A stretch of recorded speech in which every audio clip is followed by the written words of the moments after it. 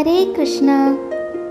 ഭൂലോക വൈകുണ്ഠം എന്ന് വിശേഷിക്കപ്പെടുന്ന ഗുരുവായൂർ ക്ഷേത്രത്തിലെ ശ്രീലകം ഭക്തമനസ്സുകളിൽ സായുജ്യം നിറയ്ക്കുന്ന പുണ്യസങ്കേതമാണ്.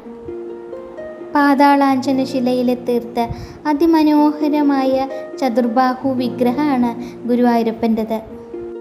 ശ്രീലകത്തിൻ്റെ പരിസരത്ത് എപ്പോഴും മുഴങ്ങുന്ന ഓം നമോ നാരായണായ മന്ത്രജപങ്ങളുടെയും തുളസിയുടെയും ചന്ദനത്തിൻ്റെയും സുഗന്ധവും ഏത് തിരക്കിനിടയിലും മനസ്സിന് ശാന്തി നൽകുന്നതാണ്. ആ ഗുരുവായൂർ അമ്പലത്തിൽ ഗുരുവായൂരപ്പൻ്റെ ഇന്നത്തെ അലങ്കാരം ഒരു വേണുഗാനപ്രിയനായ ഉണ്ണിക്കണ്ണൻ്റെ ഭാവത്തിലാണ്.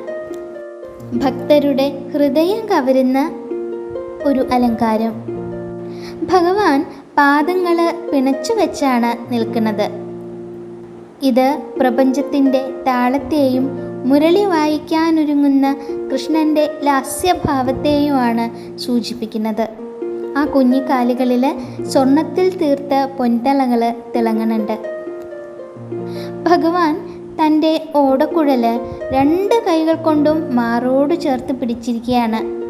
മുരളി വായിച്ചു തുടങ്ങുന്നതിന് തൊട്ടു മുമ്പുള്ള ഭാവം. ഭക്തര് തൻ്റെ സംഗീതം കേൾക്കാൻ തയ്യാറായോ എന്ന് നോക്കണ പോലെയാണ് ഭഗവാൻ നിൽക്കുന്നത്. അരയിൽ മനോഹരായ പട്ടുകോണം ധരിച്ചിട്ടുണ്ട്. കുഞ്ഞു വയറിനോട് ചേർന്ന് കിങ്ങിണി ചാർത്തിയിട്ടുണ്ട്. കഴുത്തിൽ വിശേഷപ്പെട്ട മാങ്ങാമാലയും അതിനോട് ചേർന്ന് മനോഹരായ ഒരു പതക്കവും ചാർത്തിയിട്ടുണ്ട്. കൂടാതെ കൈവളകളും തോൾവളകളും ഭഗവാന് ചാർത്തിയിട്ടുണ്ട്. പുഷ്പാലങ്കാരം എന്ന് പറയുമ്പോൾ തിരുമുടിയിലും കഴുത്തിലും വിധാനമായിട്ടും പുഷ്പാലങ്കാരം ഉണ്ട്. 3 തരം തിരുമുടിമാലകളാണ് ഇന്ന് ചാർത്തിയിരിക്കുന്നത്. വെളുത്ത പൂക്കളും തെച്ചിപ്പൂക്കളും ഇടകലർന്നതും തുളസിയും തെച്ചിയും ചേർന്നതും ഇതിൽ പെടുന്നുണ്ട്. ഭഗവാന്റെ കഴുത്തിലാണെങ്കിലോ ഉണ്ടമാലയാണ് ചാർത്തിയിട്ടുള്ളത്. തുളസിപ്പൂക്കൾ ഇങ്ങനെ സമൃദ്ധമായിട്ട് ഉപയോഗിച്ചിട്ടുള്ള ഒരു ഉണ്ടമാലയുണ്ട്. അതിൽ താമരയും തെച്ചിയും ചേർത്തിട്ട് കോർത്തിരിക്കുന്നു. ശ്രീലകത്ത് ഇങ്ങനെ മുകളിലായിട്ട് വിധാനായിട്ട് 4-5 ഉണ്ടമാലകളാണ് തൂക്കിയിട്ടുള്ളത്. താമര, തുളസി, തെച്ചി എന്നിവ കൊണ്ട് ഉണ്ടാക്കിയിട്ടുള്ളതാണ് ഈ മാലകൾ. അത് ഭഗവാന് ചുറ്റും ഒരു പുഷ്പ പ്രഭാവലയം തന്നെ തീർക്കുന്നുണ്ട്. സ്വർണഗോപി ചാർത്തിയ നെറ്റിയും മന്ദഹാസം തൂകുന്ന ആ മുഖവും അത് ഭക്തരിലേക്ക് കാരുണ്യം ചൊരിയുന്ന ഭാവമാണ്.